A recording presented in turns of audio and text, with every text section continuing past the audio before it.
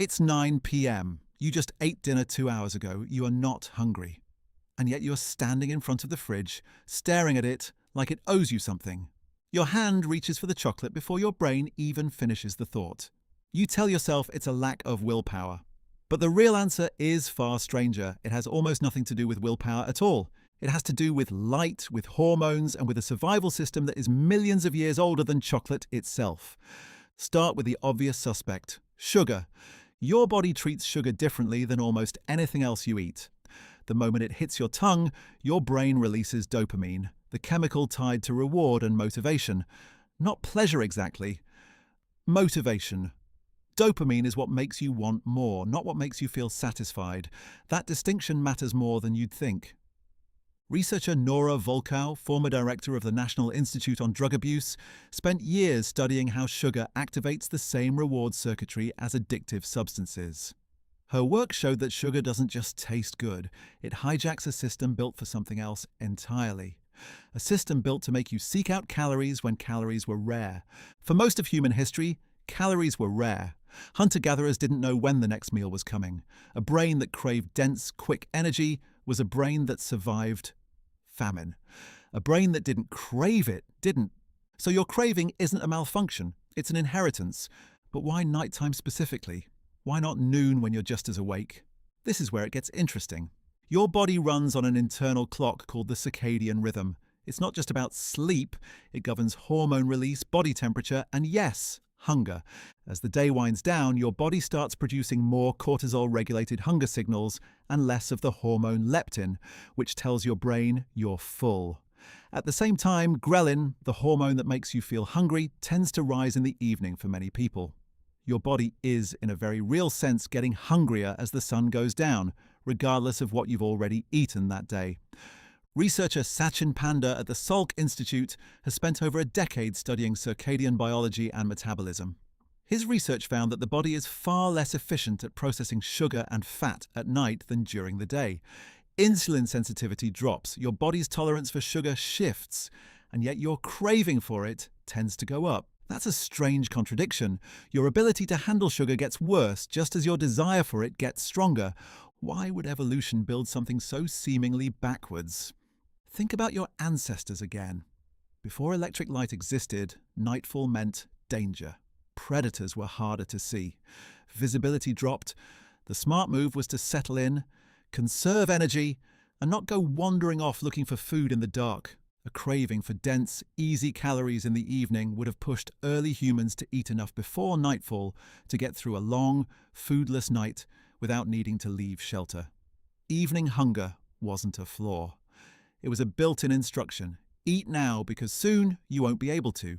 But you don't live in that world anymore. You live in a world with refrigerators, streetlights, and 24-hour stores.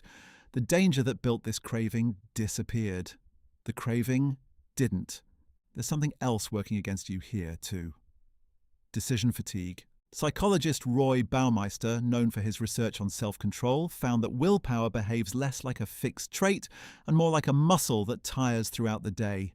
Every choice you make, what to wear, what to say in a meeting, whether to respond to that email, draws from the same limited mental resource. By the time evening arrives, you've made hundreds of small decisions. Your capacity to resist temptation isn't just lower because you're tired. It's lower because you've already spent it elsewhere. So you're not weak at 9 p.m. You're depleted. Add to this the emotional layer, stress accumulates across the day too. Cortisol, your primary stress hormone, often spikes during high-pressure hours and then triggers a craving for high-calorie food as the body attempts to self-soothe. Sugar doesn't just give you energy. It temporarily lowers stress signals in the brain. Your evening craving might not be about hunger at all. It might be about needing relief. This is the part most people never connect. The cookie isn't about the cookie. It's about the day you just had. Now here's the twist that reframes everything. You might assume the solution is simply more willpower, try harder, resist longer. But Panda's research suggests a different approach entirely. Time-restricted eating, where meals are concentrated earlier in the day, has been shown to improve insulin sensitivity and reduce nighttime cravings, not by fighting the craving, but by working with your circadian biology instead of against it. In other words, the craving isn't the enemy. The timing of your meals is the lever. This is where ancient biology and modern life completely talk past each other. Your body still operates on a rhythm built for a world without artificial light, without constant food access, without screens keeping you awake 2 hours past sunset. Every late-night scroll session you take, every blue light exposure after dark, pushes your internal clock further out of sync with the actual sun. And a desynced clock doesn't regulate hunger hormones properly. So the modern version of this ancient survival mechanism isn't just outdated, it's being actively confused by the environment you've built around it. Consider what a typical evening looks like now. Bright screens, late dinners, snacking while watching something, stress from the day finally catching up once things get quiet. Every one of these factors independently nudges the craving system upward. Stack them together, and 9 p.m. becomes the most metabolically vulnerable hour of your day, almost by design of modern life, not biology. This explains something else too. Why willpower-based diets so often fail at night specifically, even for people who manage easily during the day. It was never really about discipline. The deck was already stacked by 7 a.m. sunlight exposure, midday stress, and meal timing choices made hours earlier. Knowing this changes what the craving means. It's not a character flaw showing up at 9 p.m. It's a 300,000-year-old survival signal, misfiring in an environment it was never designed for, layered on top of a depleted nervous system that has been making decisions since 6 a.m. So tonight, when you find yourself standing in front of that fridge, you might ask a different question. Not, why am I so weak right now? But, what is my body actually responding to? Maybe it's the light still on in your kitchen telling your brain it isn't nighttime yet.